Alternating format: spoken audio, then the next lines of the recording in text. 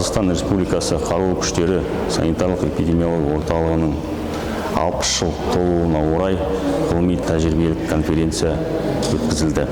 Бұл конференцияға Қазақстан Республикасы денсаулық сақтау министрлігінің ұлттық қоғамдық денсаулық сақтау басқармасының мамандары, Алматы қаласының денсаулық сақтау министрлігі санитариялық-эпидемиологиялық департаментінің мамандары, сонымен қатар Алматы өңірлік гарнизонының медициналық қызметкерлері қатыстырылды.